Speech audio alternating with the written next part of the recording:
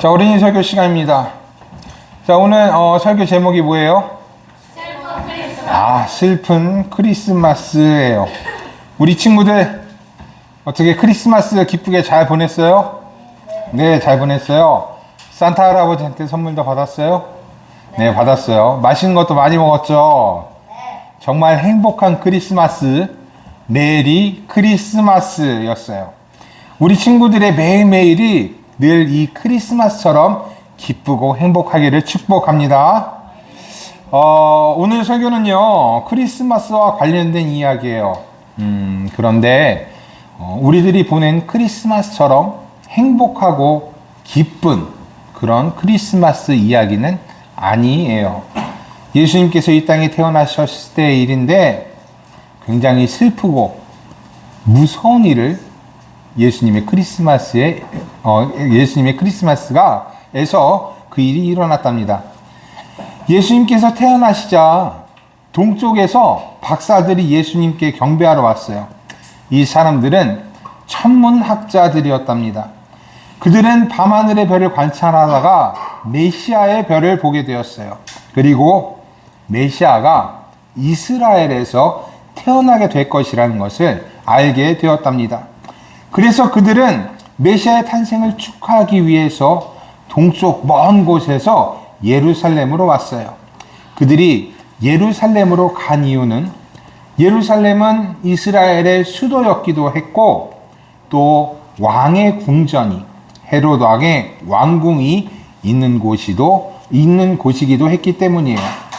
하지만 예루살렘에 도착한 그들은 왕궁에서 어떤 태어난 아기도 보지 못했어요.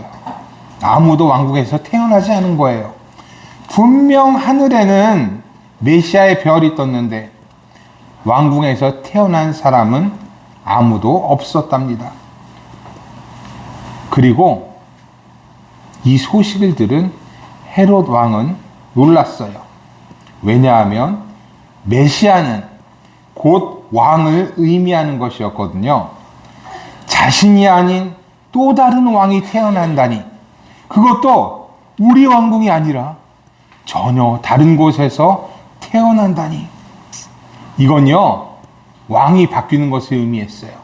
왕조가 변하는 것을 의미했어요. 그래서 놀란 헤롯 왕은 대제사장들과 율법학자들을 불렀어요. 그리고 어디에서 메시아가 태어난다고 예언되었는지 한번 조사해보라 라고 명령했어요. 대제사장과 율법학자들은요 예언된 곳을 찾았어요. 쭉 성경책을 보니까 그곳이 베들레헴이라고 적혀있는 것을 발견했어요. 예언자 미가는 약 700년 전에 베들레헴에서 다스리는 자가 나올 것이다 라고 예언했답니다. 그리고 이것을 헤롯 왕에게 보고했어요. 동방 박사들도 이 이야기를 들었어요. 그래서 예루살렘 왕궁을 나온 박사들은요 베들레헴을 향해서 갔답니다.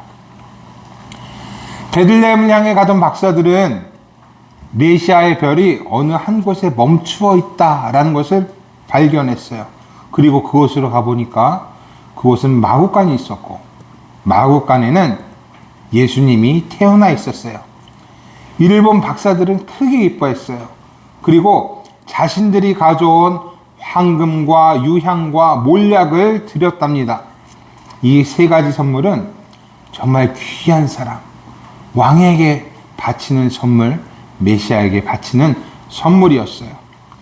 한편 예루살렘 왕궁에서는 아주 나쁜 일이 계획되고 있었어요.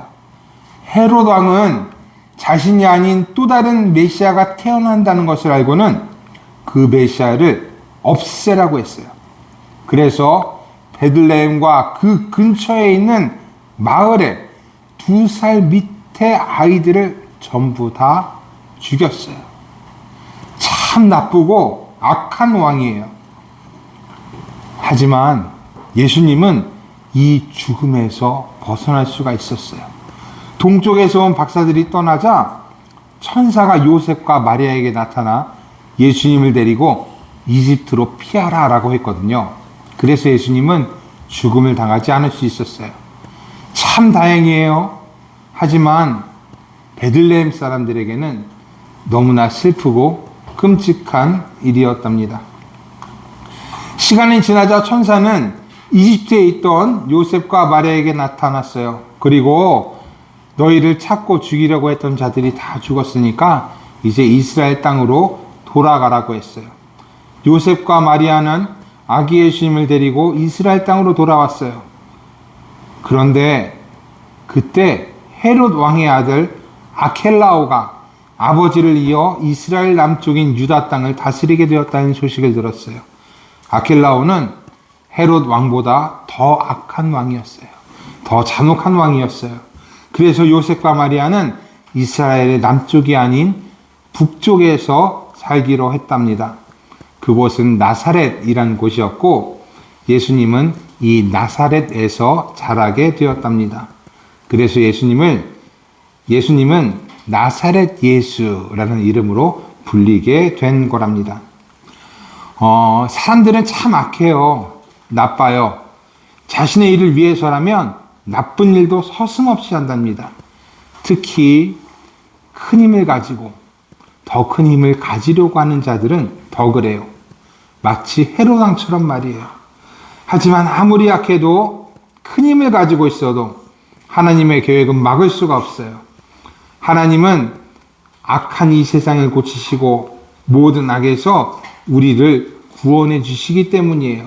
그리고 악한 사람들은 반드시 자기가 한 일의 대가를 받게 될 것이랍니다. 하나님은 사랑이시지만 동시에 정의이기도 하세요. 그래서 하나님은 악한 자들을 심판하시고 약한 자들을 도우실 거랍니다. 그리고 언제나 우리와 함께 계시고 우리를 이끄실 거예요. 이 하나님의 정의와 사랑이 언제나 여러분과 함께 하기를 바랍니다. 우리 위에 영원토록 머물 것입니다. 오늘의 설교는 여기까지.